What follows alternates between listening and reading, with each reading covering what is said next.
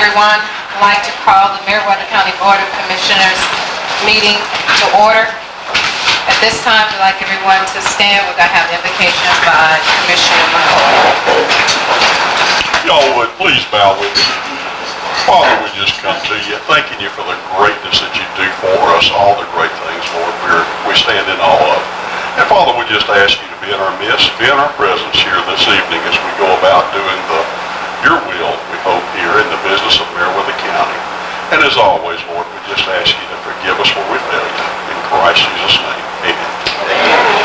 I pledge allegiance to the flag of the United States of America and to the republic for which it stands, one nation, under God, indivisible, with liberty and justice for all.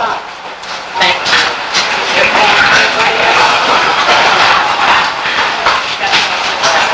We have the agenda in front of us, but we need to make some adjustments to the agenda before we adopt it. So, the new items we need to add to the agenda is for the Meriwether County Forestry Commission annual report, and that will be under new business, number 7. Also, number 8, the intergovernmental agreement regarding conducting the 2019 municipal general election in the city of Manchester, the corrections that was made. That's item number 8. And number 9 is the intergovernmental agreement regarding conducting the 2019 municipal general election for the city of Woodbury and the correction that was made on that. Can I get a motion that we accept the amended agenda based on the new adoptions? Is there a second? Okay, there's been a motion and a second. Any discussion? If not, I'd like to ask for a vote. All those in favor? Anyone opposed? Vote carried. Thank you. The next item is our minutes from our June 12th regular meeting at 9 a.m. Hopefully everyone's had an opportunity to read over there. Can I get a motion that we accept the minutes as they've been presented? Okay, is there a second? Second. Okay, there's been a motion and a second. Any discussion? If not, I'd like to ask for a vote. All those in favor? Anyone opposed? Motion carries. Thank you. The next item on the agenda is comments from our municipal cities. So I do see the mayor from Lucasville. Do you have anything you'd like to share with the board? I don't at this time, but thank you. You're welcome. Mayor Glover, I know I saw you earlier. Good afternoon. I would just like to thank those who have reached out to try to help the city of Greenville with the 11 tornado, whatever it was, last Thursday. Okay, Brent knows what it entails. But I do appreciate those who have offered to help. And hopefully by the time I leave here tonight, I'll know more either tonight or tomorrow. Why I need to kind of wait before we start trying to do it up. Thank you. Thank you. Any other cities? Mr. Cuddy from the City Council of Lucasville. Thank you. I don't think I missed anyone else. Thank you for your comments. Moving on to our Constitution officers. I see the sheriff is with us this afternoon.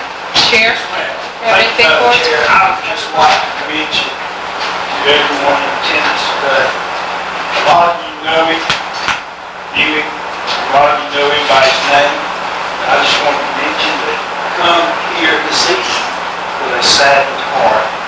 Chester Crawford passed away Sunday morning at 2 a.m. in the nursing home here.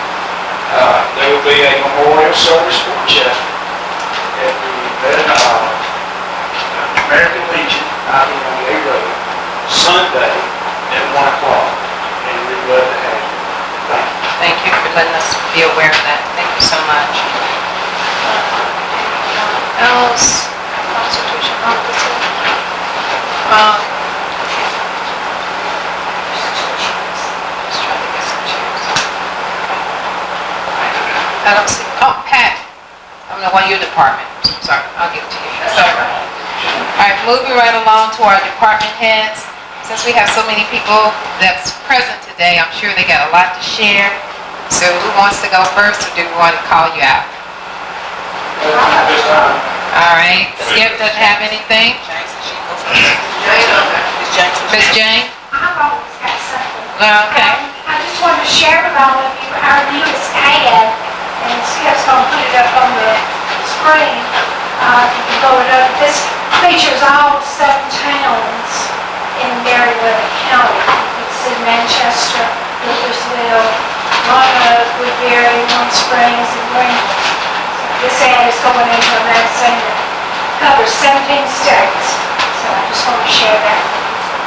And then I didn't know if all of you knew that the Meriwether White Springs, where you go get your water on Saturday mornings, they have closed the water deals on Saturday morning, but they explained on Saturday, they had a press conference Saturday that they were going to build a spa there, day spa, and therefore they had to close the water spigot, you go get your water, until they can put it back, they will open it back up.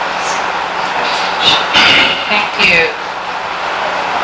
All right, animal shelter. John? Just want to let everybody know we've done, since May 1st, we've taken in 174 animals, had 51 adoptions, transported 76. At this current moment, we have 56 dogs in the shelter and 37 cats. Y'all want to adopt, we're full, and you can get someone out there. Thank you for your update. I do have a question for your movie event. You had to cancel that, or did you reschedule it? Movie night was canceled for the month of June. Because of the weather? July.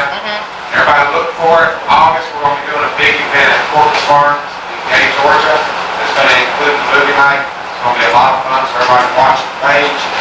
Come out and enjoy it and have fun out there. Thank you. All right, Brent, we're ready. You got it. I got you. Of course, everybody knows we've had a busy couple of weeks with the weather, so that's without saying that the 911 Center has been very busy during that time. I think at one time, just in this little area here in Greenville, which we had that Thursday, was a straight line winds event. It was not a tornado, but call it downburst, whatever, but those can be just as destructive. As you can see, I think every tree within 30 square miles, it seemed like it anyway. In fact, we even lost our own manto skid.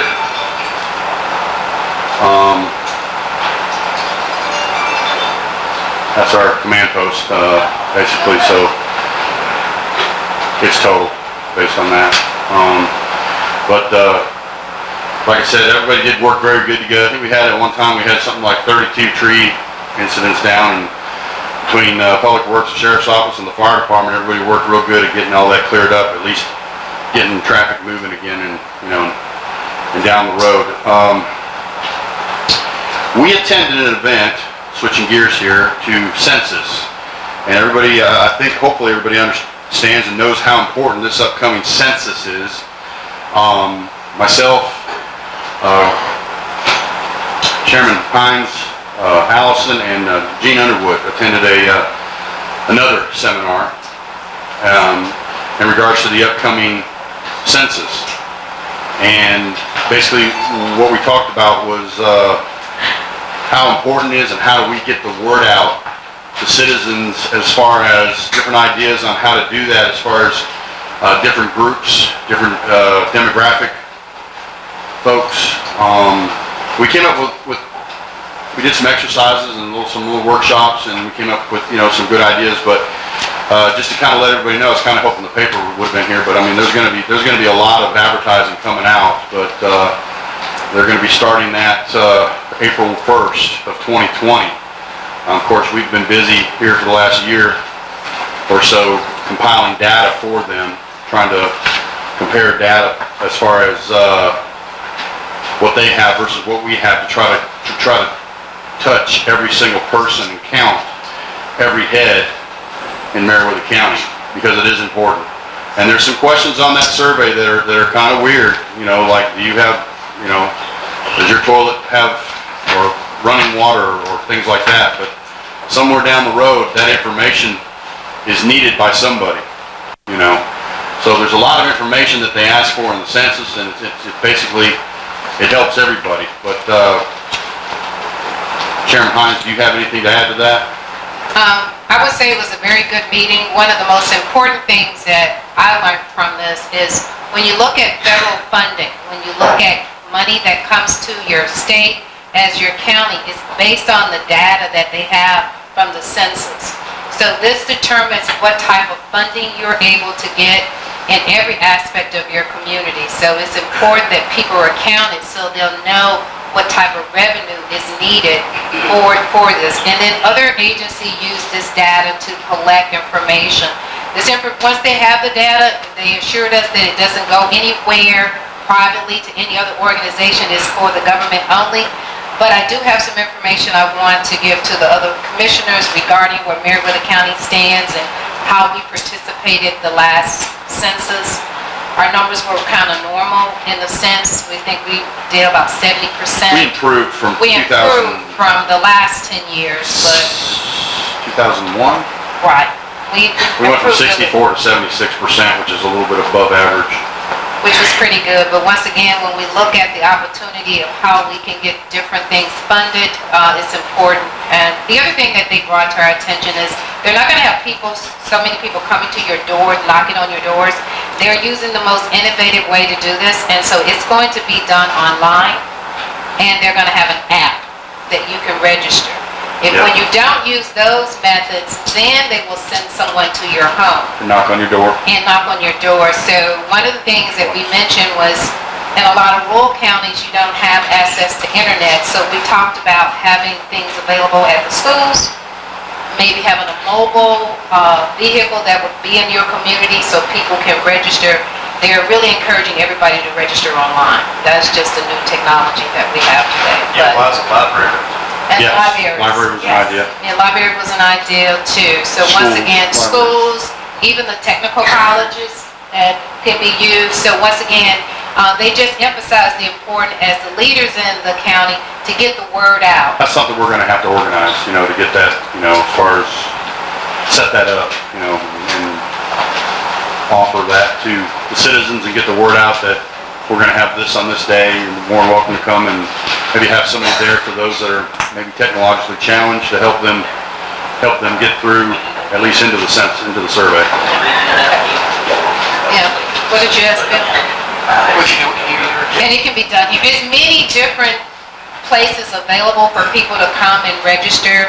It'll go quicker. Because of the manpower and the cost, they're wanting to do that versus having to send people out to your neighborhood and things of that nature. So when does it start? April 1, 2020. And they are currently hiring. Yes. If you're looking for a job or a part-time job, they say they have several openings right now. Their jobs starting at $16 an hour. So you can go to their website, to the census website to get an update. And they want to hire people that lives in the community that they will be servicing. Right. So they want to hire people to work in Marietta County that lives in Marietta County. That's right. The hallway, like a block in the hallway. Okay. And for those who want more information, I've just been informed there is a flyer in the hallway to give you more information. And we'll try, when this is feasible, to keep as much information on our county website. Yeah, it's already up on the website as well as Facebook.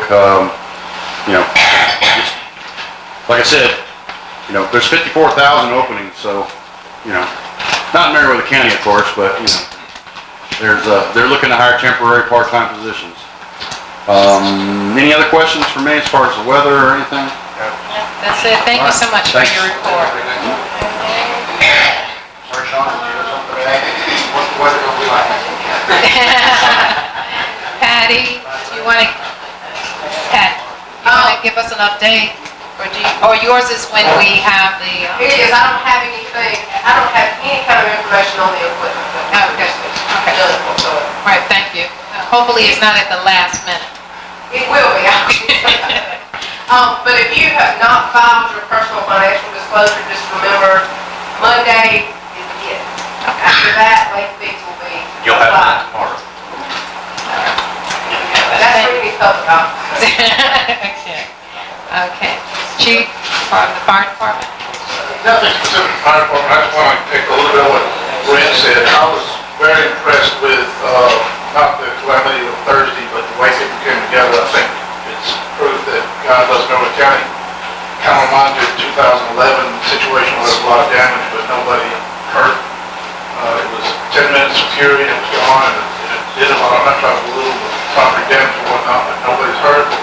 I was very impressed with how all different organizations just kind of merged out there and came together. There was DOT enforcement, GSP, Public Works, my hats off to Public Works, and some of the firefighters that were out there. It was just an amazing, I'm not going to tell you by design, but it was just amazing how everybody came together and worked. And I think it's short work kind of started getting things cleaned up. So I think the folks around here that work here and live here and God, I think they all love Middle County. So that's all. And what about the upcoming ceremony for Odessa Dale and Durand for the fire stations? I think you gave me on that last time, I failed to mention that. Yes, ma'am, tomorrow morning, we're looking forward to our grand opening at Odessa Dale and at Durand. So we're very excited about those. We launched Durand just recently, I think, 2 weeks ago, Monday, 2 weeks ago. So that's exciting. We are ever expanding in that area. We're providing service out there in those areas. And again, I think I mentioned last time here, Odessa Dale is I don't want to say brand new, we've always covered that area, but we've never had a station local to Odessa Dale. This is also the first time we've staffed Durand and its community, so very exciting about what we're going to be doing there. And in the future, we're looking forward to the completion of this and doing this across the rest of the county as well. So look forward to seeing everybody tomorrow morning at 9 o'clock. 10 o'clock, I'm sorry. Thank you. So at I'm glad I keep up to you correct. So we have 10 o'clock is Odessa Dale, Yes. and then 11:30 is Durand. So once again, for those who can make it, we hope you all can come out and be a part of this ribbon cutting ceremony. Very exciting time. What is the address for Odessa Dale? Right here on 109, like going to the right, on the right. 1333 of Ridge Highway. Okay, thank you. Thank you. All right, let's see who else. I know Terrell's not able to be here, so Bill, do you have anything you want to share with us? Yes, projects, on the culvert projects, Hidden Lakes, both of those locations have been repaired and the replacements taking place in that road's back in full operation. On Sewell Road, that culvert's been replaced as well, and the road's not paved this time. And Mount Carmel Road, they're in progress with that, doing the backfill. We're hoping to have it open first of the week, but that's not going to happen. We found a second location about 300 yards from there that's collapsing now. The road's still intact, but the culvert's collapsed there, so. Where is this again? About 300 yards to the east of the Mount Carmel? Mount Carmel Road that you know. Okay. The DNR Rangers reported late last week, and I looked at it today. So we won't be able to open that road for a little while. Cove Road, I'm going to meet with contractor tomorrow, potentially maybe paving into this week. See how that goes. The rain's really kind of hurt a lot of these projects we've had with off and on storms here for the past 2 weeks. Lake Meriwether ADA overlook, we've got most of the site work there and we're ready for concrete. So that's been a struggle, but we're getting there on that one as well. That's pretty much it. I'm sorry, I do have a question for you. I know there's some of these roads we did in-house. Strickland Town Road is going to be outsourced, right? That's our opinion right now. So that's and New Haven Road is also being New Haven. outsourced? And Owens, And Owens? I think that when we hear back from the state, we'll know a lot more. And we contacted the state last week. I had the documentation. I talked to state aid down in College. He said he didn't see any issue with it, and he would pack them together and send them to Atlanta. So tomorrow we'll probably call there and just remind them we really need our dollars to move on this. Bill, when you found this second location on Mount Carmel, Is that before you get to headed towards Appleton or headed towards Gay? It's on the Allenton side. So it's before you get to the current? That's right. If Part that's down. you're coming in from 362 in that direction, it'll be about 300 yards. You can't really see it. The DNR Rangers, I guess, noticed it while they were out patrolling. but we're going to make an amendment and ask you to include that in the process. I tried to get an update on the LMIG and the chip seal work, and I didn't get an answer back today, so I'll try to push forward and get another answer. We appreciate it. We know that Marietta County is not the only county that's been having severe road damage. It's the whole area. So all the work that you all are doing, we really appreciate it. I just want to make a comment now. There's a lot of people who share a lot of different posting on their social media page, and the bottom line is the county is doing everything it can to correct a lot of these roads, but we've had weather conditions that kind of hindered us.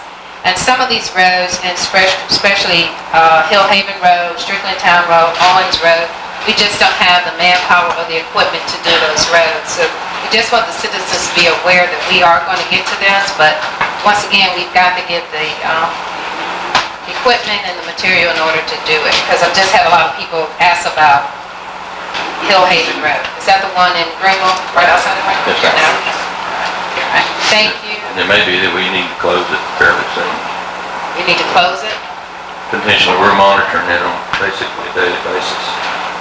But as it deteriorates, there may be that possibility. Doesn't have to be closed. Right now, it's one lane. Thank you, sir, for that. It's the fire trucks coming in, ambulances coming in down that road. Which can cost. Okay. Fire truck. And a tree fell across it right where it was already damaged.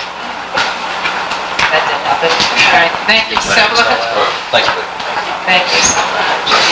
Okay. I know I got you last, Kathy. I'm gonna say if I missed anybody else. Skip already said he didn't have anything.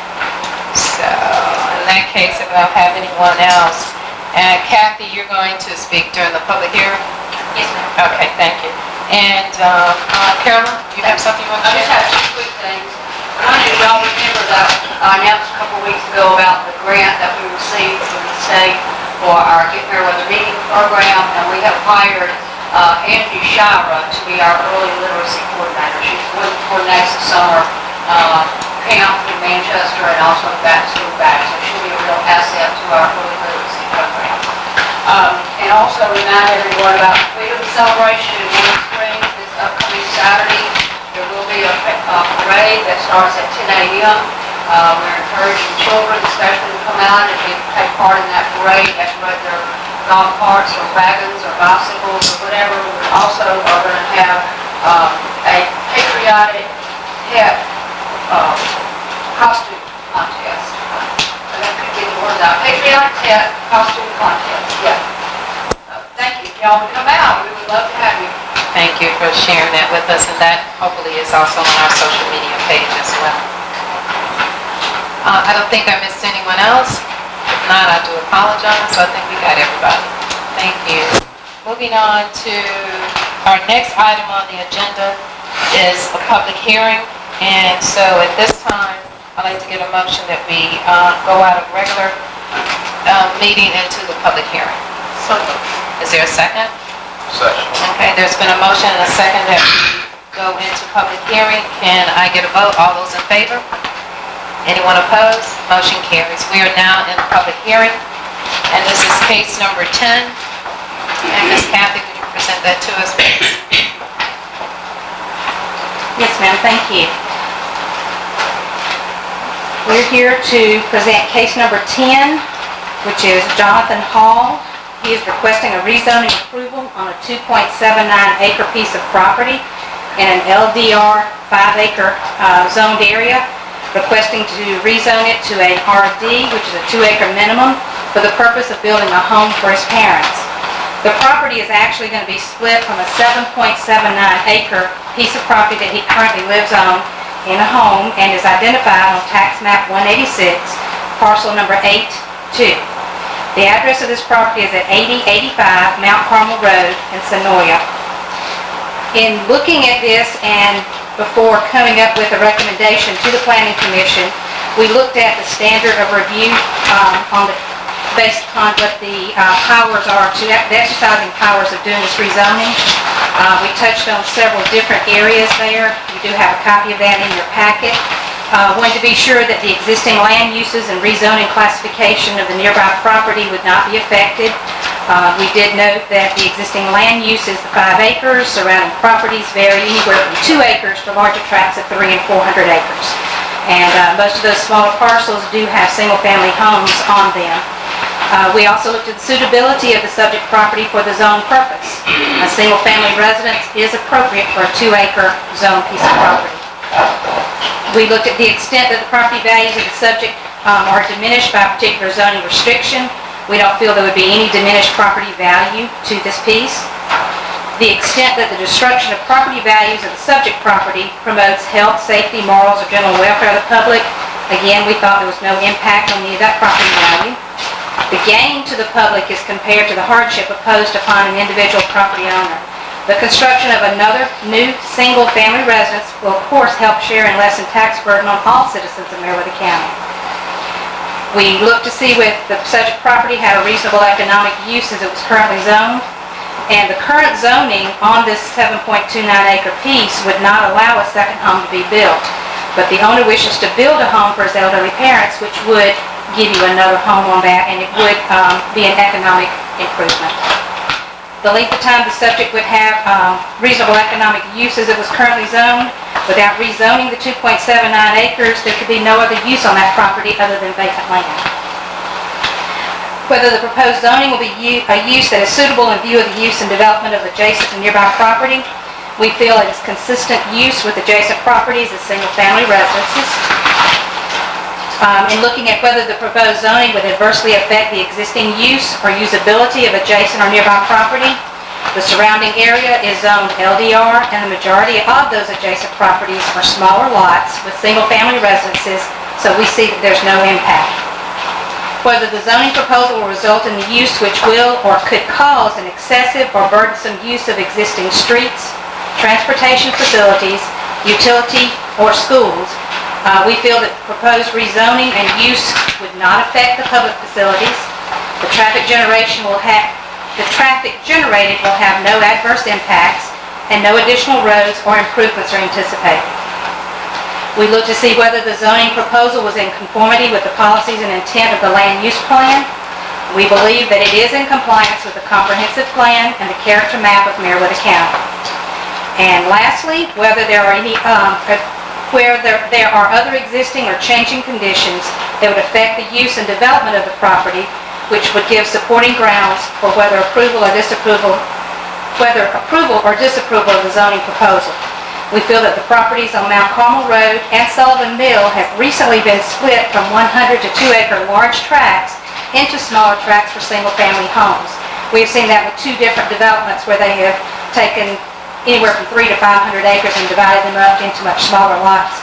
Some of them are state-sized lots, which were 20 plus, and the others have been up to 12 to 15 acres. Smaller lots seem to encourage new development, and we always want to look at some new positive development from Meriwether County. It is my recommendation and the recommendation of the Planning Commission to approve the rezoning of the 2.79-acre split to RD 2-acre minimum from the LDR 5-acre with the condition of a recorded plat and deed showing a 30-foot perpetual easement to the newly created parcel. You have in your packets a copy of your plat, and it shows a proposed line just penciled in. Of course, that'll be taken to the surveyor, and he'll have to have that actually taken care of. You do have an aerial photo that shows a lot of small properties around it, which are small and have single-family homes on it. You do have a large 5-acre piece in there, but it is a mix and predominantly small acres with family homes on it. So it is the proposed,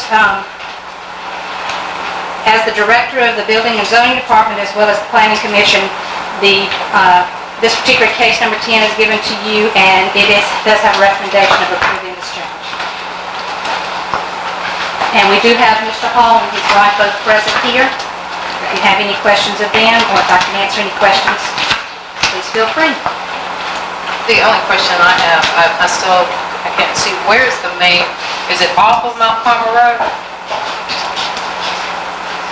Right here is Mount Carmel. There's this piece right here, almost across where Sullivan Mill comes in on the north side. Okay. And they're proposing to take 2.79 acres off somewhere around the front area here. Their current home is in the back.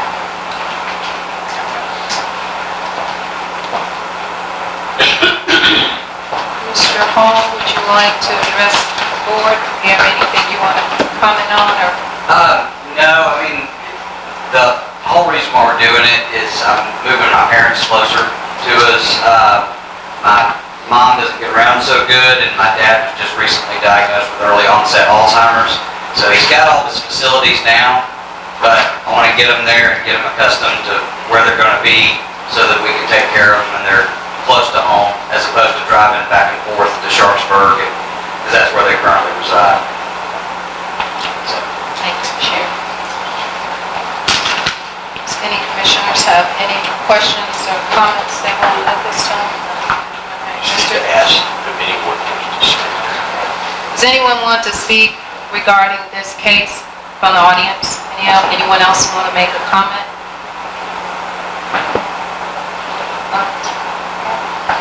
All right, so at this time, Ms. Gay, you have anything you want to say? No. So at this time, we need to go, because we only have that one case from the public hearing. So at this time, I'd like to get a motion that we come out of the public hearing. So moved. Is there a second? Second. Okay, there's been a motion and a second that we go out of public hearing. Can I get a vote? All those in favor? Anyone opposed? Okay, motion carried. We are now out of public hearing, back into our regular meeting. So at this time, this is in my district, and I'd like to make a motion that we approve the recommendation from the planning and zoning, that we go ahead and make out of the 7.79 acre, go ahead and divide it into 2.79 acres for LDR. I'll second that, Madam Chair. With the conditions. With the conditions that were presented by the planning and zoning. The 30-foot. The 30-foot perpetual deed easement. Okay, thank you. And I'll second that. Alright, so You already said. I think he seconded. So there's been a motion and a second. Any other discussion? If not, I'd like to ask for a vote. All those in favor? Anyone opposed? Motion carries. Thank you. Thank you. Alright. Moving right along on our agenda, the next item is unfinished business. And the first item on this is appointment to the Pathway Community Service Board. And I understand, Commissioner Gregory, you had... This is me. So, Yeah.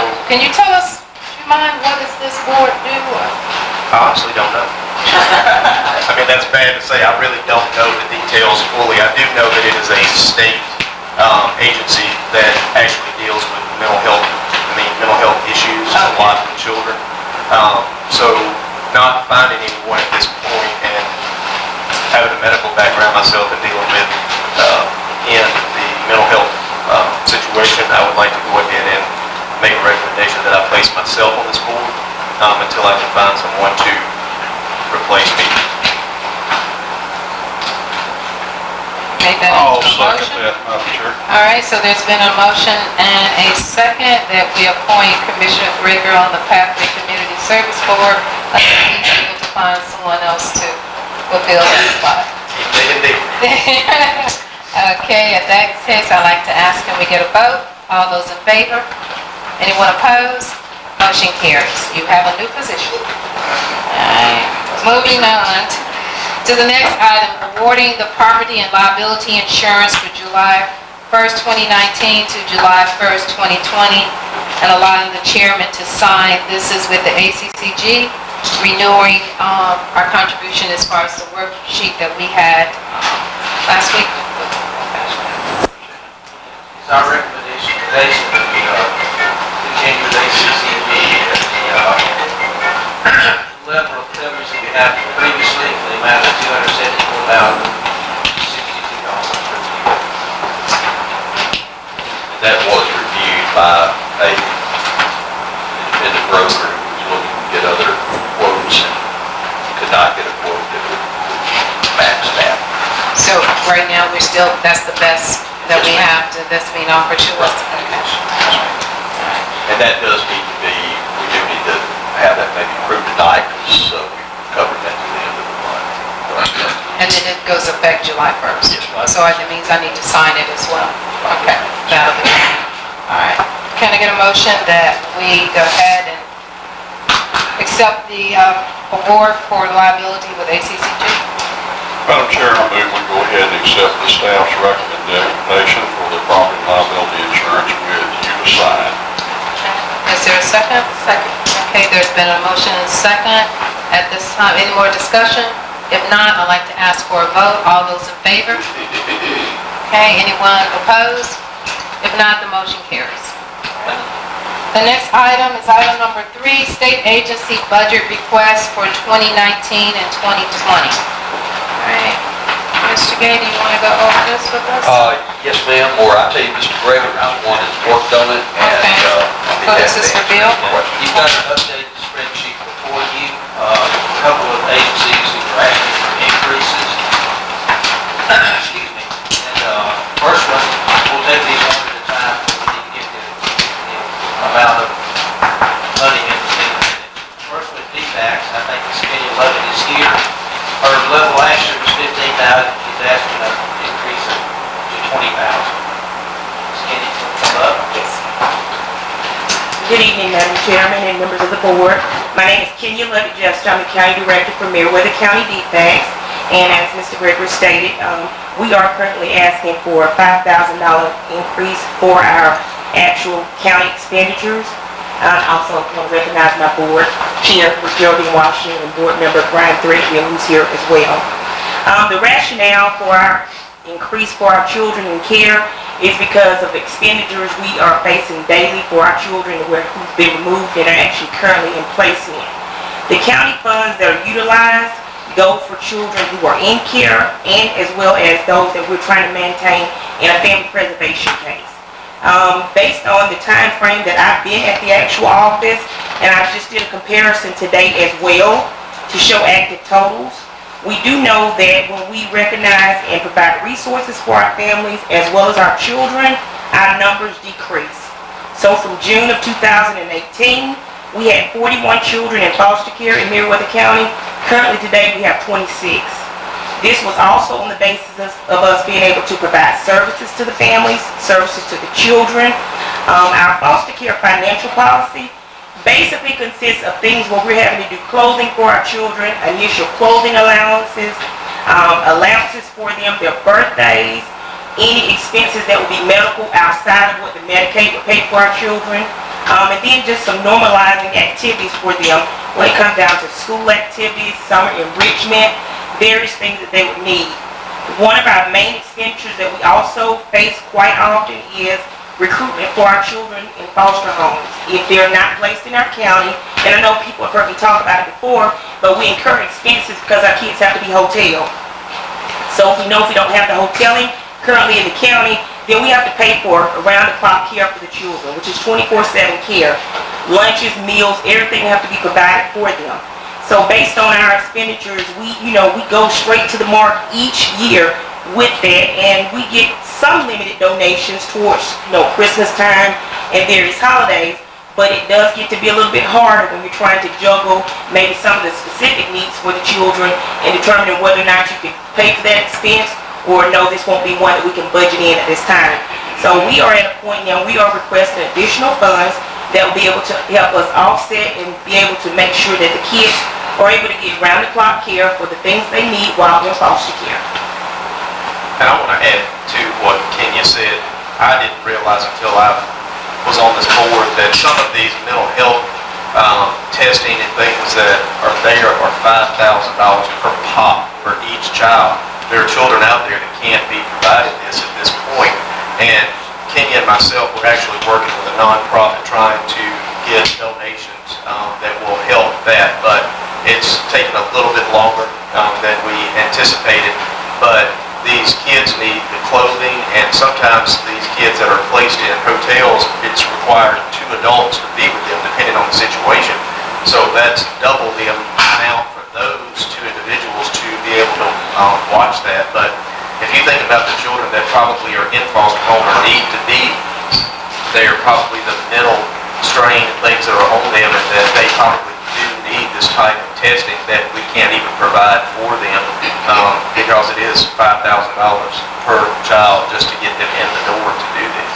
So I do think that it's a strong need at this point to increase this for them because we do need to be able to do it, but also there are more foster parents or homes here in Meriwether County that we don't have a say-so, that these kids from Meriwether County can be placed within these Meriwether County homes. It's the state that actually has the right to say Meriwether County children may have to go to Harris County or Muskogee County or some other county, even though there were foster homes available here in Meriwether County, and then the outside county children may be placed within inside of Meriwether County in those foster homes. So y'all need to reach out to your legislative people and let them know. But I do agree that we probably do need to increase this, and hopefully soon we'll come to some type of agreement with this nonprofit to give her some more money. Yes, thank you for that. And I did want to state that the recruitment for foster parents, it can be ongoing. Currently, we do have a resource development worker who's in our office, and she is actively recruiting. We've had impact classes here at the county office within the last couple of months, and we are also having some additional studies. So currently, we have 6 foster homes that are, open and active in Meriwether County. So recruitment is ongoing. Please share that information. If anybody needs additional information or want to know how they can be a resource parent, that's something we would like to know so that we can work to bring our children back into the community where they can have more of their connections, their homeschooling, their familiarity with schools, their friends that they've been around, and wouldn't have to be, placed in Augusta or placed in Columbus where they're still not familiar with the area. Just, if you don't mind, and Commissioner Greco may elaborate. I guess for me, it was unaware that the state designated where they would go. I mean, there's a certain amount of resources that every county gets. Right. So these resources are for Meriwether County. It's just kind of appalling to me that those resources, we couldn't utilize them in our county. So other than just being aware of it, I guess just contacting our legislator to see.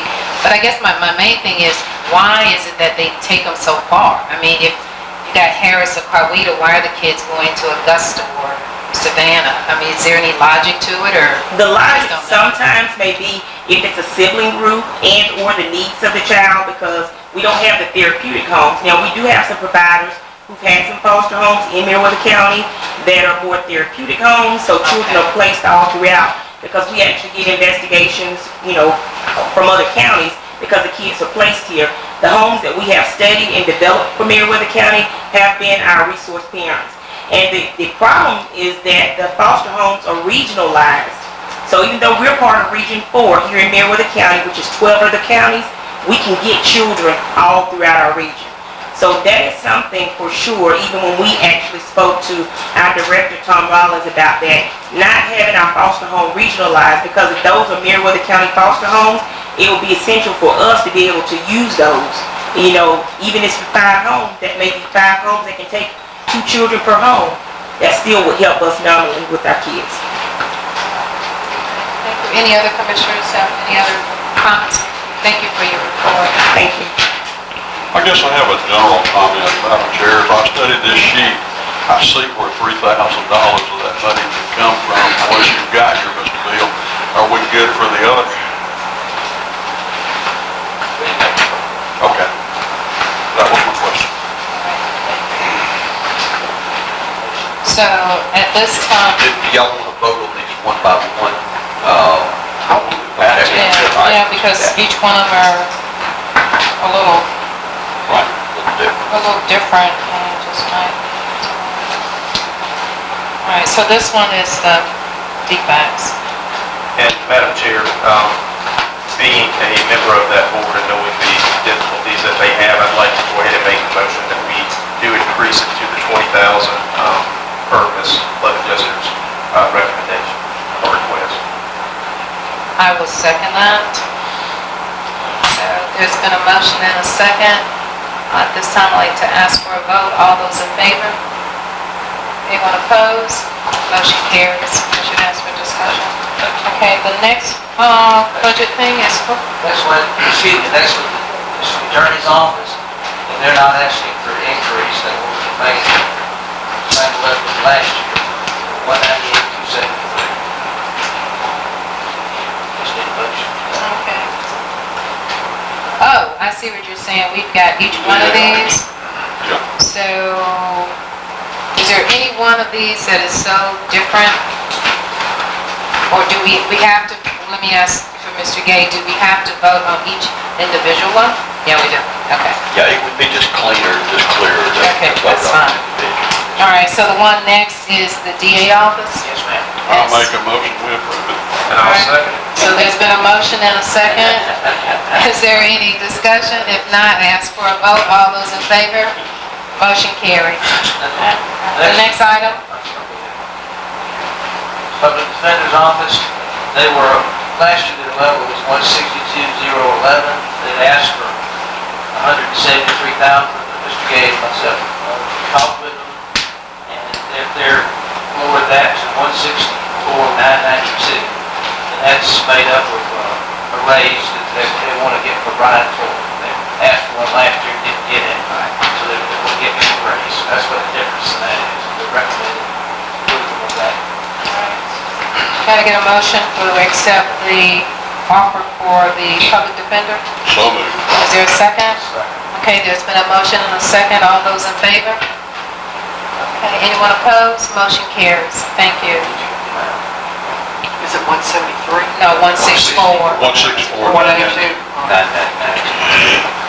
Okay, the next item, Health Department, it's the same level as last year, 152,500. I got to change.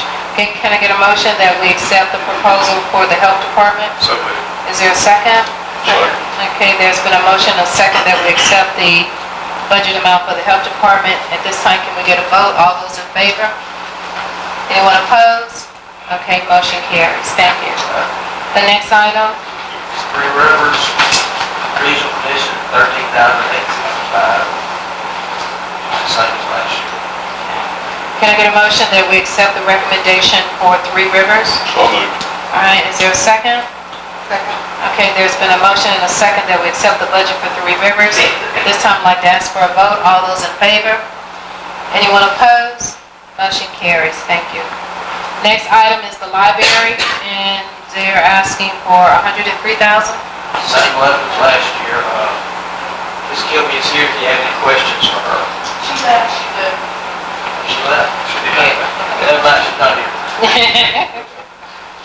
All right, so it's the same as it was last year? Yes, ma'am. All right, so for the library, they're asking $103,000 for their budget. And there's been a motion and a second. At this time, I'd like to ask for a vote. All those in favor? Okay. Anyone opposed? Motion carries. The next item is the county agency, and this is $55,674, and this is the same as it was for last year. Yes, Right? Can we get a motion that we accept this? So moved. Is there a second? Second. Okay, there's a motion and a second. Any discussion? If not, I'd like to ask for a vote. All those in favor? Anyone opposed? Motion carries. Thank you. The next item is the state forestry, and their amount is $24,372, which is the same, and I understand a report has been presented to us. Yes, ma'am. It'll be ready later on in the agenda. Okay. All right. So do we need to go ahead and vote on this, or just we'll listen to the presentation? Okay. At this time, can I get a motion that we accept the budget for the state forestry? So moved. Is there a second? Second. Okay, there's been a motion and a second that we accept the state forestry amount, budget of $24,372. At this time, I'd like to ask for a vote. All those in favor? Anyone opposed? Motion carries. Madam Chair, I know you're on roll, but there's seats over here if you all want to sit down now. Okay.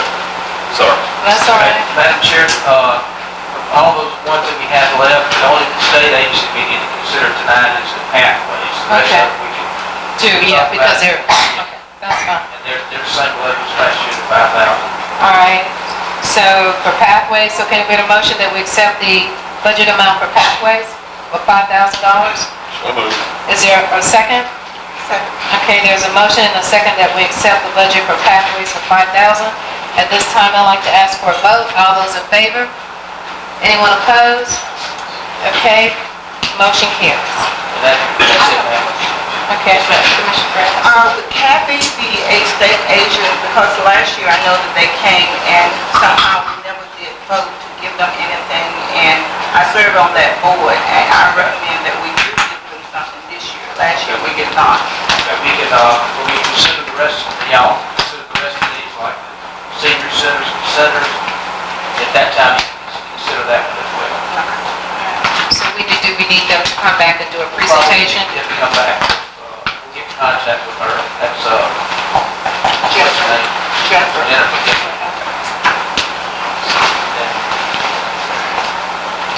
All right. That's all. So that's all for our state agency budget request. Thank you. Jennifer's got the documents to sign, actually. All right, that'll be fine. Moving on to our new business. The first item under the new business is organizing the recent certification of our firefighters. Chief? I just want to make a point real quick, and then we'll pass on to Dustin. I just think this is pretty cool. We want to recognize these three individuals. One of the things that makes us unique is when we go on about the exciting endeavor of building the fire department with paid staff, we knew we were going to do things, and we knew that we were going to have to accomplish certain goals.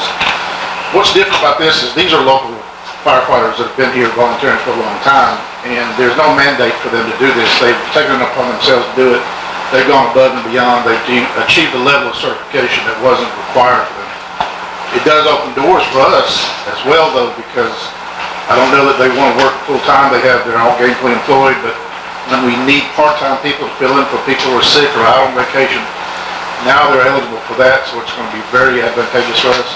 But the thing that just really impresses me is they've taken it upon themselves. They have initiative and ambition, and they have gone way above and beyond to achieve this. So to me, it's just, it's just a character and a drive here, an initiative that, we're just very blessed to have. So without any more delay, I'm going to turn this over to Dustin, and he'll explain a little bit about what we're doing and why we're recognizing these two individuals. Good evening. Thank you all so much. Again, it's an honor to come before you all and speak. We appreciate the time given. This is an interesting and unique situation. I want to speak on just a couple points that was very cool in doing this process for these individuals. We tested these individuals out and certified them in-house. So there was a lot of moving parts that came together to make this happen. Very cool. First off, I would like to give a huge amount of thanks and gratitude to the Meriwether County Board of Education and School System. Back in February, they voted to allow us use of the old Greenville High School gymnasium and grounds over there, and we basically kind of cleaned that up and set it up to allow for the skills testing event. So we needed kind of like a larger area with multiple different facilities to go through the different skills objective training that the state requires these individuals to do as part of their skills testing. So we were able to utilize that facility for that. Before being granted use of that facility, our options were very limited, so that helped get us kind of a central location in the county. We were able to work together with the Board of Education and school system for this, so I thought it was cool with the different agencies and departments coming together to make this happen.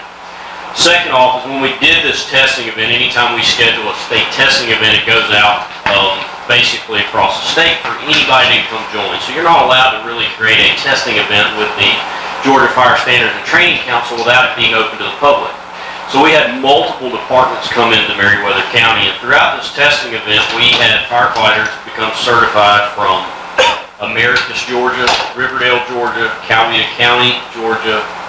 Some individuals take tests that came over from LaGrange, and we also had members of other departments come in to help from the testing from those counties as well. So we brought in a lot of outsiders to Meriwether County for our event. So it kind of begins this process of us being able to become more public, more visible, to help the network aspect from all of our different departments, which is going to build some great relationships moving forward.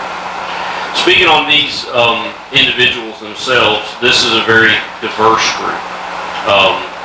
One individual has been a certified firefighter in the state of Ohio since I believe it was 1998. And he came down, moved to our neck of the woods 4 or 5 years ago. And with the state of Georgia's reciprocity program, they don't just automatically allow you to come in and be a state of Georgia firefighter because you weren't another state. They basically require anyone to go through testing again. So even though this gentleman had been a certified firefighter for 15, 16, 17 years, he went back through that process to get his certs here in the state of Georgia. We've got a young lady who is she used to be a full-time employee, still on the part-time roster as a paramedic. She decided that she wanted to go forward and move branch out and become dual trained as a paramedic and as a state certified firefighter. And last but not least, we have a volunteer firefighter who is retired from other things, who lives in the county and is probably, if not one of the most dedicated individuals we have. And he chose to do this on his own volition for personal pride and success. So as Chief Heinberg spoke on, these individuals took it upon themselves to really apply themselves to increase their certifications to be recognized as not just firefighters, but state certified firefighters. So with no further at this time, I'd like to introduce Mr. Tim Morris, Ms. Diana Morris, and Mr. Mark Thompson.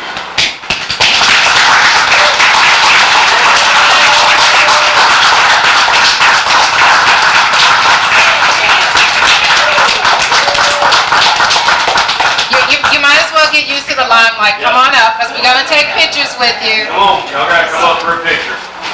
Step on that. This board likes taking pictures. Some more than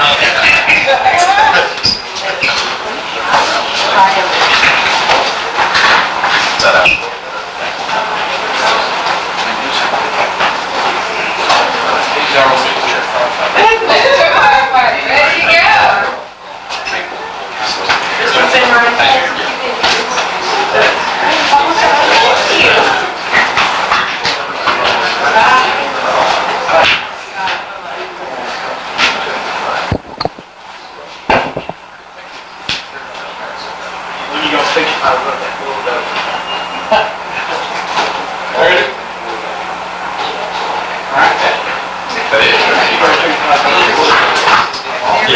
Still got my suit with Thank y'all all very much for your time. Thank you, sir.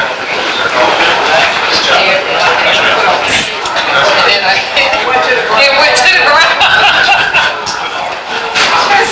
I guess you know she loves your wink about it. Put that suit on like it was nothing. That is truly an honor. We appreciate the hard work that they do. Thank you once again. Moving right along, under new business, the next item, number 2, is the intergovernment agreement regarding conducting the 2019 municipal general election for the city of Lucasville. Ms. Patty. This is the same agreement basically that you have already done for Woodbury, Greenville, and Manchester. We will not conduct the qualifying for the city of Lucasville. They will handle their own qualifying.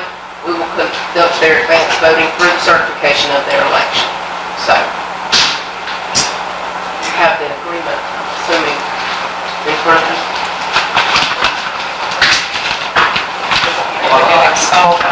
You don't have the own qualifying, yeah. Do you have any questions? No, I don't. It's the same amount. Yes, $2,500. And then if they have a runoff, of course it goes up because we will not have a runoff. So if they do have a runoff, then are they responsible for it, or you all still will We'll do still be it? responsible for it. You just have to pay whatever that difference. They have to, yes, Pay it's for a the quite a substantial increase. And the reason for that is I don't have staff, so Okay. you have to have early voting. Okay. Not a problem. All right, so we just need to, just vote on this to approve it. The city of Luthersville has already voted Sign it this on one, theirs, yes. on theirs, so we just have to get a motion. At this time, can I get a motion that we accept this intergovernment agreement for conducting the 2019 municipal general election for the city of Lucasville? And allow the chair to sign. All right, allow the chair to sign. So we got a motion and a second, and this is for the chair to sign. At this time, I'd like to ask for a vote. All those in favor? Anyone opposed? Any discussion? If not, motion carries. Thank you. All right, Lucasville is ready. All right, the next item, number 3, is the intergovernment national gas sale agreement with the city of Manchester. Mr. Gay? Yes, ma'am. This is something we've been working on for a long, long time. As all of you know, we have a gas line that runs between Hogansville and the industrial park. And counties not nearly equipped to manage and run gas lines, but we ended up in the gas line business. And in doing so, we had an agreement for management of that and distribution of gas with the city of Manchester. And that agreement, is still basically in effect. And in the meantime, Liberty Gas or Peach State Natural Gas came to Manchester and actually purchased their natural gas system and the operations of the natural gas. So the first item you have is an intergovernmental agreement between the county and the city of Manchester to be able to basically convey the operations of that system over to Liberty Utilities or Peach State Natural Gas, which is currently operating their system.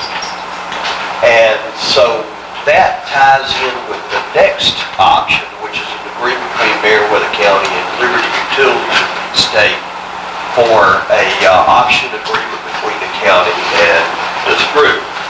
This group is willing to come in because the county had paid for the installation of the lines and other things. The county's willing to come in, they are to the county, and offer us $250,000 up front for the cost. Then the agreement with the provider of the gas is still in effect, so we really don't need to change that until some point in the future. What they will do is they will then assume the responsibilities that Manchester currently owes them. There'll be some dollars that will flow to us through sales of gas, and if it goes up to a certain level, it will go up for us as well.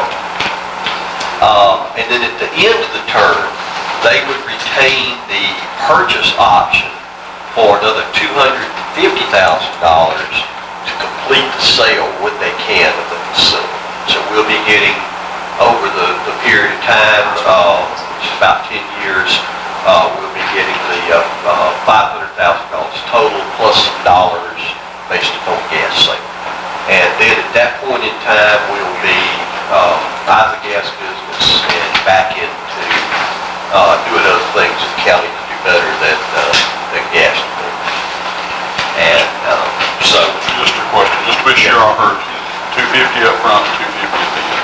250 at the end, and in the interim, there will be some percentage based upon sales. And that, Between 25 and 30,000. right, in the middle. But that 250 at the end drags out for 10 years. Right. But as more, hopefully, business come into the park, that will allow that percentage in between there to go up. Percentage won't go up, but the amount of money it will go up. Not the percentage, I meant the amount of money. So this takes us totally out of the maintenance, the upkeep, everything. We have nothing else to do in reference to this, right? You had to, what Manchester said, those first.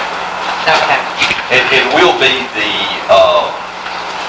we'll still be the owner of the line, and, the document says we'll maintain its current terms and conditions. It talks about expansion. We talked at that point, but this company's interested in expansion and serving 4 individuals.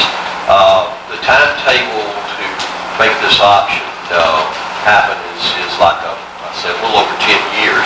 There is a provision in here that they can extend it for another 2-year period, but when they do, they have to pay $10,000 per year to extend it for another 2 years.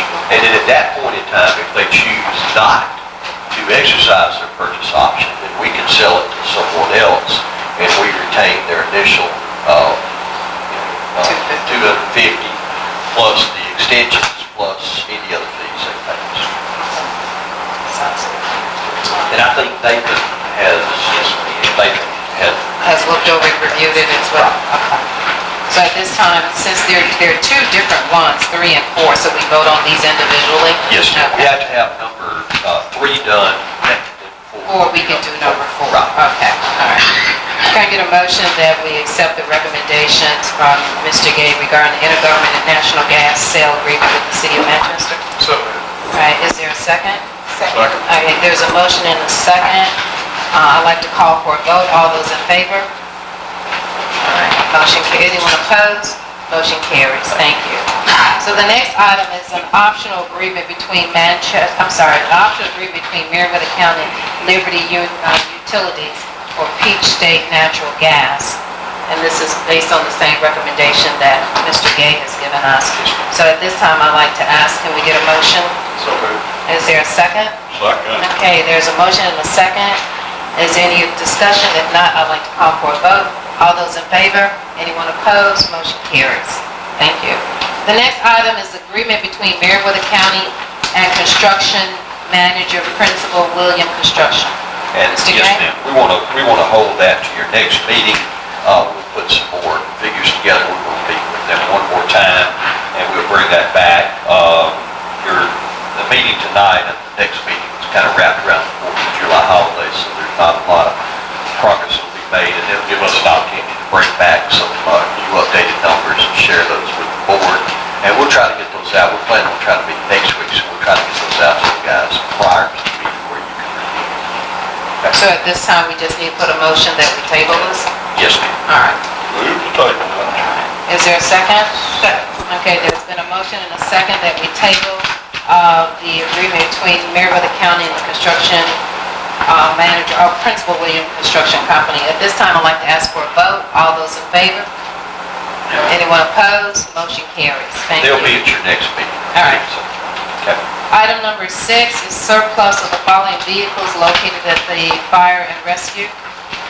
And is this going to be you, Mr. Gay, or the chief is going to We'll let the chief come up and, Just real briefly, I think you all are aware of the fine art collection we have behind Station 1. We thought we might do a little cleanup out there, so these are vehicles that really have no hope of resurrection or even part value, so we're just trying to clean the house a little bit. just three. Starting out with just three. And what we might suggest is once the board declares these surplus, that means they can be auctioned off or sold or whatever. We'd like to maybe put some other equipment in that we have that's collected in other locations as well. And add to that, maybe we can have a bid or, put on gov deals or whatever and get rid of a lot of these things that's just sitting around rusting. take it off the insurance too? That's right. Take it off the insurance, okay? Engineer, but that was me, I did. Alright. So these is the 2005 Crown Vic and the 2008, so just these three. So we just need to For vote now, on. we'll be doing more. We want to make sure that we're prepared. There's some items on some of the other vehicles we want to strip off, but we do have more to do. There's quite a collection back there, but we'll be working on getting all that cleaned up. But this is what you have tonight. Yes, sir. So at this time, can I get a motion? So moved. All right, is there a second? Second. So there's a motion and a second to go ahead and surplus the following vehicles located at the fire and rescue, the ones that are listed here on the agenda. At this time, we can get a vote. All those in favor? Anyone opposed? Okay, motion carries. Thank you. The next item is for the Meriwether County Forestry Commission Annual Report. I'm sure we have Jeff Mansour, Chief Ranger here with us tonight. How are y'all doing? Doing great. Yes, I am almost a year behind on this, so I apologize. But, Brandon mentioned earlier about technically challenged people. I'm one of those. So I've been typing on this since last year. I just now got finished with it. And if I'd known y'all were voting on our state budget tonight, I would have put in a raise for it in there. Nobody told me about that. If you've got any questions about this, I'll be happy to answer them. We have upgraded a couple of our tractors to 2017 model Caterpillars. They were $190,000 a piece. So we've got, in our area, 24 surrounding counties, we have the newest fleet of equipment of any county unit within that 24 county area. So, Didn't you guys donate some equipment to Meriwether County too? Well, we didn't donate it. We did get a few new trucks. Well, they're new to Chief Pinenberg, but they were RFD surplus that other units quit using, and they were able to fit them into their fleet, and it got rid of some of the relics that were in a couple of those units. If you don't mind, I'm trying to hard to read, but I want to interrupt and say, I can't say enough thanks to this Jeff and crew, because not only have they done that, they have also helped us do a lot of physical renovations and work to upgrade and replace some of this stuff. They have probably put, literally in this local shop, hundreds of hours into our equipment, so they've been extremely supportive. Yeah, and Jeff was a big part of that. We're here to help. We're all in this together. If you look at one of my cartoons in there, it says it. It's all about teamwork. Smokey Bear sitting there saying, on your resume, it says only you can prevent forest fires. It says, we work as a team here. So, that's kind of the way we look at things with Chief Heinberg and his department. We've always had a good relationship, and we want to keep that moving forward. He's such a big guy, he probably felt like he could do it by himself. Who Smokey? Could you? Yeah, well, Let me ask you this. So on the equipment, is this the equipment that you have available for surplus to offer right now? No. This is our equipment that we're using. Oh, okay. Yeah, this is our. Yeah. I was just asking. No, that's a legitimate question, but no, this is our fleet of equipment right here. Now, I would be happy to give you that 2007 F-250. That's the truck I drive every day. And maybe I could get a newer one, but actually I think that is slated to go to the county fire department when we turn it in. Okay. They have asked for it, and I've made arrangements with our RFD department that it goes to them when I get finished with it. So that'll be another, because they just got one, 3 or 4 months ago? That's why Dustin, Deputy Chief Dustin Owens is such a great dude. So that truck will be coming to the county in the next couple of months, as soon as I get a new truck. Couple other things, I don't know if you guys are aware, you've heard me tout our prescribed burn program here in the state, through the years. I will say that we have been recognized as having the #1 prescribed fire program in the nation. And I never thought I would say these words, but the state of California is actually looking at implementing our prescribed fire program in their own state. So about time. I never thought I would say that, and when I saw it on TV, I'm glad I was sitting down. But, after millions of acres being burned out there, they decided they're going to start burning it on their own, rather than letting Mother Nature do it. That's pretty much all I've got. If you have any questions, be happy to answer. Appreciate all that you do for this county, and I would like to also say, and I'm sure everybody on this board knows, that anytime we reach out to you and to anyone in your office, you are always there, and so we appreciate it. Absolutely. Thank you so much. We're happy to do it. Happy to be here. Thank you. And thanks for working me in so late, baby. Okay, item number 8 is the intergovernmental agreement regarding conducting the 2019 municipal general election for the city of Manchester. There were some little corrections that need to be done. Just a little correction. You actually voted on the correct thing, but the actual agreement said from qualifying through certification. The corrected version says from advanced voting through the certification. So it's not that you're doing anything different, it's just that the agreement needs to be correct. That would be happening. So the correction to advance. The correction, it states now from advanced voting through the certification, because we do not conduct their qualifying. That is also what the next item is for, also in Woodbury. And we will send those to the respective cities to have their board. Okay. Woodbury has already adopted it, so therefore they'll have to do it again. However, Manchester has not, so I'll get the correct version to them prior to their first. Okay. So is this just allowing the chair to sign the corrected version? Okay. So we don't even have to make a motion on this?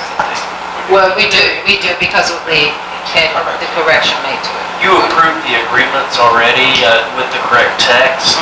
I think all we're doing is correcting the form that needs to be signed. Okay. So that's what you're doing today. All right, so I need a motion that we sign the correct version. Correct. sign the correct form. Correct. Okay, all right, for the chairman to sign the Corrected version. the corrected version, okay. Can I get a motion? So, Is there a second? second. There's been a motion and a second. At this time, I'd like to ask for a vote. All those in favor? Anyone opposed? Motion carries.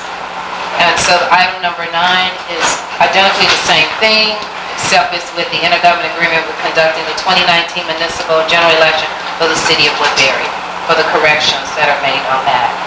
So once again, can I get a motion? So moved. All right, is there a second? Second. Okay, there's a motion and a second giving the chairman to sign the corrected part of that form. At this time, I'd like to ask for a vote. All those in favor? Anyone opposed? Motion carries. Okay. Before we go on any further with their financial report, and I apologize, I did not recognize Mayor Prather earlier, but he is with us today, and I want to thank you for being here. At this time, would you like to speak or share anything with the board? Good to be back in Maryland County for a few months. I know you're traveling all over, so it's good to have you back here. Looks like it suited you pretty well, too. Yeah. So, anything specific, anything going on with the Rotary, or just? We did have a big Rotary program today. The Vice President of Regional of CSX was with us, and it appears that, if I remember correctly, Manchester is the second largest CSX employer in the state of Georgia. West Boston's first, and we're second, and I think we're above even Atlanta. And so, no plans to change downward. Moving forward. And I am enjoying my work in India. I go back in October, and will be there in March, except for a brief visit back to pay my taxes in December. Oh, we take payment anytime. Well, thank you. It's good to see you. You look well. Moving on our agenda is the report from our finance director. Madam Chair, I'll take all. On the bank balances, still remain pretty good. I do have some good news. We're waiting on the FEMA payment through GEMA. They split up into 3 payments. We got the first one yesterday. Came certified mail. We're hoping that the other 2 will come shortly after that. Get that in, we'll improve our cash situation in the general fund. You've also got the property tax analysis. For the current year, we're at 97.02. With that, that's still $190,000 outstanding. Hopefully within the next couple months, and the other report is just a budget analysis that I haven't been able to get this to you for several months due to difficulties in staffing and people being out for an extended period of time. But got 33% remaining in the budget. There's a couple of departments that are keeping a little bit under that. We know about those. Public Works being one of those, with the additional money spent for staff and floods. That'll probably get worse in the next couple of months. Studying lives and everything, just about out of money. We'll deal with that going forward. You look on the second page of that report, down under revenue, while we have 38% left to spend expenditures, which is good. We only have 16% left to collect the revenue. That's all. We only get 16% left. So you're saying 16% of revenue to come in, but we got 30% to spend out. Which is typical for this time of year. Usually last 2-3 months of the year we get kind of close. We still think we're going to be okay for this year. If you get a chance, just look over that. If you got any questions, I'll go ahead and answer. We hope to have this on a monthly basis.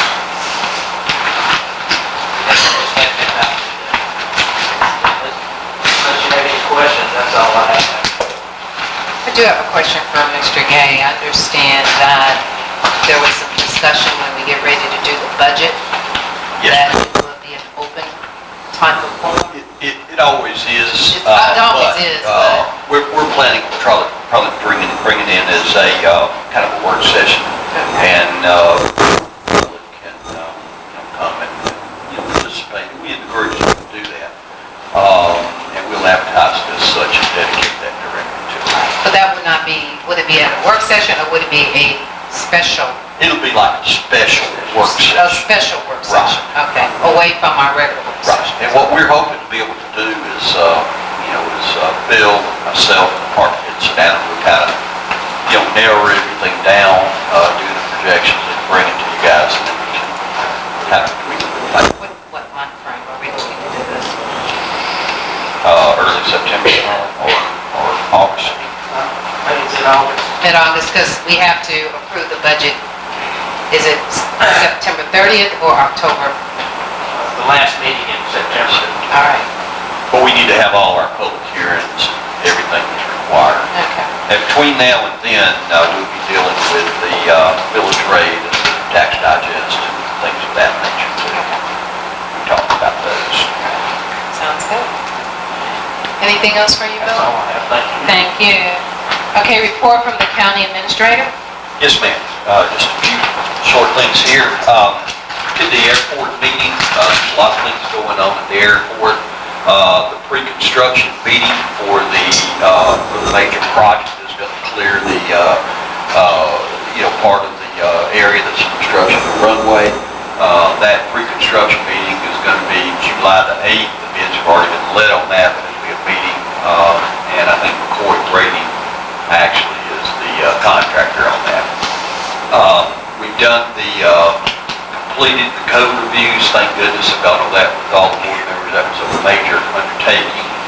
There are a few more that we need to pull out and address, but we'll be bringing that back to you guys for codification as well. We'll be talking to Michael and Nathan some more about that as well. So that's well underway. Lake Meriwether meeting, I attended that. Good meeting. We're working on T-Splosh. We got the letters out to all of the cities, and on July the 2nd at 4:30, we'll have a meeting that you guys have called here. And it's a special call meeting, and it's really to meet the intent of the law, which is purpose of law, which is says we have to sit down with the cities. We've already really talked about it. Unlike SPLOST, you can have a lot of different projects. This is strictly transportation, so it will be strictly transportation. And we drafted an intergovernmental agreement. After that meeting, we will hand out those intergovernmental agreements to the cities. We'll need to get those back within 30 days, and then we'll have to have another meeting where you guys approve the special referendum, and you approve a call back to Patty's board to be able to set that election. So we've got all of that in the works. The letters have gone out. We've got the draft of the intergovernmental agreement. I need to get with Michael and Nathan and just check the code sections to be sure the code sections are not different for SPLOST than they are for T-SPLOST. I think they probably are, but we'll be working on that. We'll have that ready here very soon.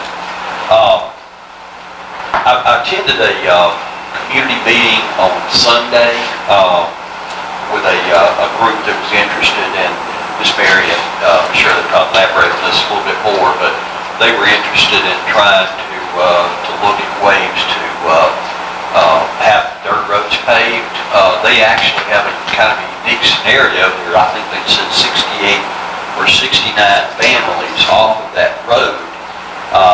Most of those are in subdivisions that are paved, and but they're served off of dirt road. So within 0.6 of a mile, we could impact 68, 69 families. To me, that's a pretty good qualification ratio. And of course, they were very interested. We talked to them about T-Splost and how they could help us. And they were, a lot of them here tonight. I think they've now gone, but they were here tonight. And I think we'll be seeing them. I think they've asked to be on the agenda. And so I think they'll be big supporters of the T-Splost. And so the last thing I want to mention to you guys is, as y'all know, you know, the equipment we have here is not always the, you know, we use it until it can go no further. Let me just put it that way. We had the same situation in animal control. Their truck had just fallen apart, we could not keep it rolling anymore. Commissioner Threadgill reached out to some friends who he's made a great, you know, working relationship with, and was able to secure the funding to purchase a brand new, it's a quad cab 8-foot. It's not a quad, it's a single with an extension to it, but it's an 8-foot four-wheel drive. 8-foot four-wheel drive, brand new truck, and the agency he's been working on and working with, the individuals are going to purchase that truck. And Checks in the mail. Commissioner Threadgill's even offered to go down and pick it up, so he's going to go pick the truck up and deliver it Friday. I'm flying down at 7:55 Friday morning to Orlando. Yeah, and I told him when I got ready to negotiate or buy another truck, I was going to come and see it, because he got a phenomenal good price. It's a $37,000 truck, and we walked out with $25,998.50. Wow. So, good deal. Again, appreciate your efforts on that, and thank you. And that's all I have. Thank you. All right. At this time, report from the county commissioners. Commissioner Threadgill. You know, the only thing that I'm going to say is there was a situation right outside of my home on John B. Alford Road the other day, and it's so easy for some of us to think that we see certain things a certain way of how the county does their job, and I'm guilty of that for that day, but thank goodness I waited long enough to actually watch and learn and see what was happening. On this particular day, the public works were out and they were actually bush hogging the ditches. So what I saw was a gentleman sitting on a single bush hog parked, doing that absolutely nothing, while another gentleman was on a triple bush hog doing all the work. Then what I saw was two gentlemen in one truck riding around, and I thought, Jesus, are we wasting this much time with one guy sitting here that could be on another road doing this? One guy's working, we've got two guys in the pickup, I need to call there. But I sat back and I waited. Well, come to find out, the single tractor that was sitting in the ditch with the gentleman for over an hour was out of fuel. So they had to bring the fuel truck out. The two gentlemen in the truck swapped out, and one of those was actually on a tractor that was parked on a different road. And so they did everything right, but my perception at that time was, good God Almighty, we're wasting a lot of money here. But in reality, it wasn't, and everything was done right, except one thing, and I'll talk to you about that later. But there was one thing out of that whole scenario that could have went wrong had I picked up the phone and called somebody, and it just could have just rolled down the wrong way, but it didn't. So I guess saying all that, what I'm asking is, before you pick up the phone when you see something, please make sure it is what it is, because I could have caused a lot of issues for a lot of people that day, and I'm really glad that I waited and watched and figured out exactly what happened, because it would have been pretty difficult for some certain individuals that day. So when you see it, report it, but please make sure what you're reporting is right, and stay off of social media reporting the BS, because we don't need that. But that's all I have to say. Thank you. Commissioner Brett. I would like to commend the citizen off of Mount Pilgrim Road. I think some of them are still here. But as Mr. Gay stated, we did go out to a community meeting where they was having a community meeting Sunday. And I was really impressed. I know that there was over 50 to 60 people there. And they was very well organized, and as Mr. Gay stated, this is a road, there is a dirt road, but unfortunately, there are about 3, 4, 5 subdivisions off of that dirt road. So everyone feel the impact, and also with that, the school buses and all. And not only that, there is a little dinky bridge on that road that I did cross also. But I commend you all for coming, and I invite you all to come back at any time.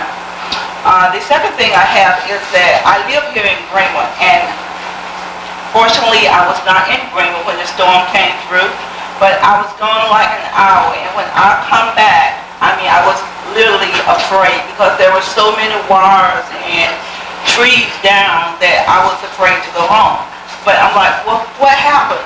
It happened so fast, but that just let us know that things change in a matter of minutes. So we just have to be thankful, but I am so thankful that no one was hurt. We did have some houses damage, but unfortunately, I give it all to God because it could have been so much worse. If you have seen the trees, how they uprooted, these are not rotten trees, but these are green trees that just came up out of the ground. It just was amazing.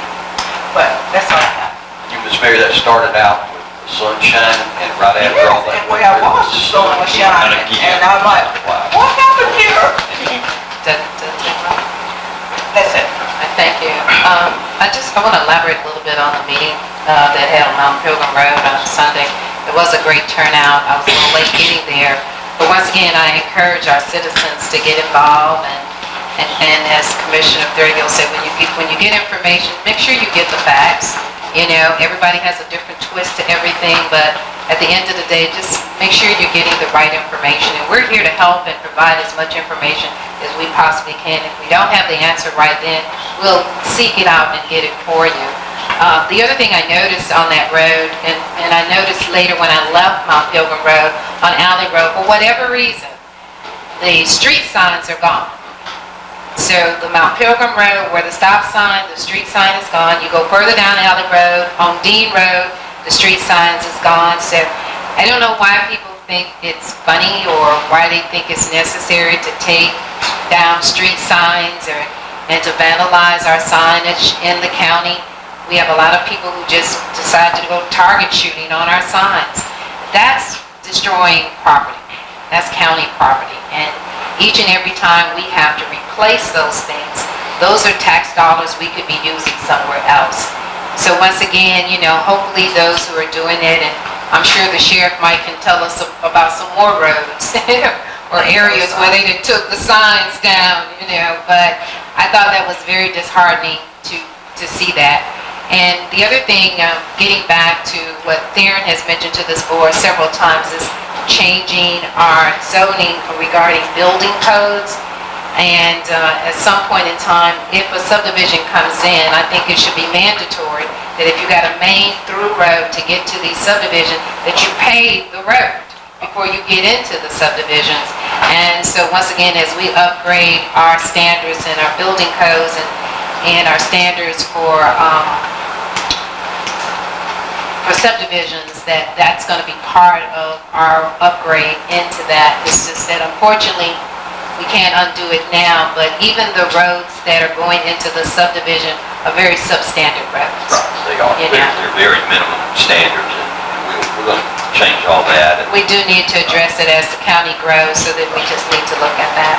The other thing I wanted to mention, Brent has already mentioned the census report, but I also had an opportunity this last week to go to Three Rivers meeting, and they talked about workforce development and the funding, and there's a lot of different things they share with us. But what I want to share with the board is they awarded 2 new companies their workforce development, and Paxton did not get it. So the company is called Endure, which will be representing our district.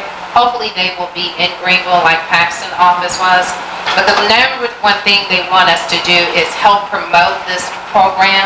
It's for those that are 16 to 24 who are looking for employment or who don't have their GED, and we can help them get jobs. So we've mentioned, and I gave our story, how we used the Paxton program, how we were able to hire some young people to work here in the office, and they have become full-time employees for the county. So once again, this is another opportunity to provide jobs. So if anyone knows of any young person between the age of 16 to 24 who've not decided what they want to do, this program will allow them to get employment, and through that maybe permanent employment. But it's a good program, and they're really encouraging us. Unfortunately, the state of Georgia had to return federal dollars back because they did not meet their quota for workforce development. And that's sad. But our district did not. The region we're in, Region 4, did extremely well. But the state as a whole had to send those federal dollars back. How about almost 50-year-olds that don't know what they want to do? They don't have a category for you. That's another program. You know, I mean, but. To help things. That's a good one. And, so, once again, those are just things I wanted to share. Commissioner McCoy. I guess I have a message to the people of my district is right now, just be patient. And I know the other districts are hearing the same thing. We have just a plethora, if you'll let me use that word, of calls. It's not only the road, it's the culvert, it's the right of way. I'm passing that on as much as I can. I've had Tyrell on the phone a number of times in the last couple of weeks. The weather has not favored us at all. I sat down with Mr. Bill and made out another list of things this morning that need to be looked at. So again, if you could just be a little bit patient, we'll try to get to all of it. One other thing I wanted to share with the group was, if you don't mind me doing this, Ms. Carolyn, we were down at the wildlife management area just across from Spruill Bluff, the part that comes over into Talbot and Meriwether County. And they had, the biologist was there with us, and we got to tour that group. And Jeff, I was very impressed with what prescribed burning has done to that area. It's bringing it back, I think, where it needs to be. They're using the prescribed burning rather than the food plots, and I think that's great. Also, they're logging where they should and getting that stuff out of there and clearing. We were just standing there on the hillside, and all of a sudden I heard something I have not heard in 40 years. I heard bobwhite quail out there calling to each other. And I said, well, they've got it going right here anyway. If y'all don't know about this area, there's about 600 acres, I believe, or a little better on this side, and the majority of that is in Meriwether County. But the whole WA is almost 7,000 acres. They doubled the size of it a couple of years ago. Wow. And that's actually a longleaf restoration program. It is, and they showed us some others. They've been logging all the planted longleaf out, and they've been real selective with herbicides that they've been using to promote grasses. And they have been reestablishing montane longleaf on that entire bluff range. And you're right, it's come a long ways in 6 years that I've been. It's just amazing to see some of the original species coming back. I'll never forget the first burn that we did out there. It was the year after they planted the first batch of longleaf. I don't want to stress this, but you brought up prescribed burn and you mentioned my name, so you get what you get. But the first burn we did out there 6 years ago, we burned about 2,000 acres with a helicopter. And the biologist that you're talking about, Nathan Klaus. It was, I believe it was his first burn on young longleaf like that. And we were actually protecting a cabin inside the burn area. So we had ping pong balls dropping all around us, and fire everywhere. We were down inside the middle of the burn area protecting the cabin. And after everything was done, we came out and I talked to Nathan, and it was sort of an after-action review of how things went. And he said, I think we killed half of these trees. And I walked around and looked at them, and I was like, hey, these things are going to be fine. I said, this is what you get this time of year. He called me about 6 months later. He said, I just want to let you know you were right on that. He said, every one of those trees came back, and now you see, what they look like now after probably the fourth burn since then. Thank you for that, Jeff. The fastest way to get nutrients back in the soil is burn it. I mean, there's just no two ways about it. And something you alluded to, I wish our western states would catch on and get into prescribed burning out that way. Well, it's coming. The U.S. Forest Service is actually looking at our model also. So, you can only control Mother Nature for so long. And 60% of the United States is a fire-dependent ecosystem. Right. And you cannot eliminate fire forever. You're right, and that's all I have. You're right. Okay, report from our county attorney. Other than the fact that I do not believe we need an executive session, I have no report. You just went up in my little bit. That is. You are the smartest one.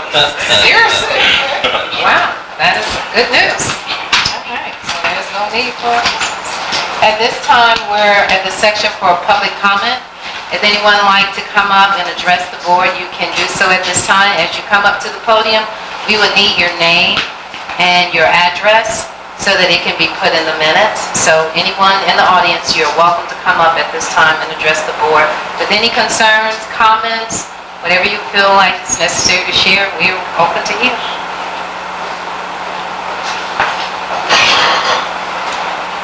Good evening. Once again, we need your name and I think you have, how many minutes? 3 minutes. And unfortunately, there's our timekeeper there, so when it buzzes, we're gonna have to. Feel like I'm in a Toastmasters meeting. Okay, my name is Shelley Briscoe. I recently moved to 1674 Sunnyside Church Road in Gay. Since moving here, we visited the local animal shelter, and I want to commend all the employees there for doing the very best that they can do under the circumstances. But I do want to plead with our county residents to go adopt and maybe even help drop off some food to help out down there. But we're pleased with the shelter, and our dirt road got plowed today. I've lived all over this country and on many dirt roads, and one of my first impressions when I came to Meriwether County is that I thought the dirt roads were in really good condition. And it hasn't been that long since they got rutted out with the rains recently, so I was really impressed that that was done today. Really timely, and a good job. So, just wanted to compliment what I've seen so far in Meriwether County. Thank you. Appreciate that. Oh. I'm sorry, I have to say, I really appreciate one of your employees, Kathy Johnson, has really been helpful to us in the zoning, planning, and permitting process, and I really appreciate it. Well, thank you. We appreciate hearing that. It's good to get the good, bad, and ugly, but it's definitely good to get the good. Good evening, everyone. Good evening. Sorry I was late, had some other things going on this morning. Well, first of all, my name is Damon Lawson. I'm a resident of 2235 Primrose Road on the northern end of the county. And I just coming back once again, just asking. I know I've been, about 2 months ago since I came down before to ask about the fire station in the Primrose area. And I'm still just trying to find out exactly what's going on with that process as well, so I can go back and let my people know on that note and then exactly what's going on as well. Yes, sir. At the next meeting, we're going to talk about the construction management contract with Principal Williams, and then that will move forward.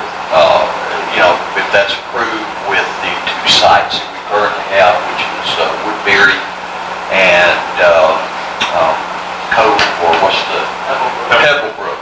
And then from there, the next 2 will be Greenville. We have located the site, and Primrose. We'll be working on those. I've asked the chief to run us some coverage maps and some things. So we're still working on that, still on track.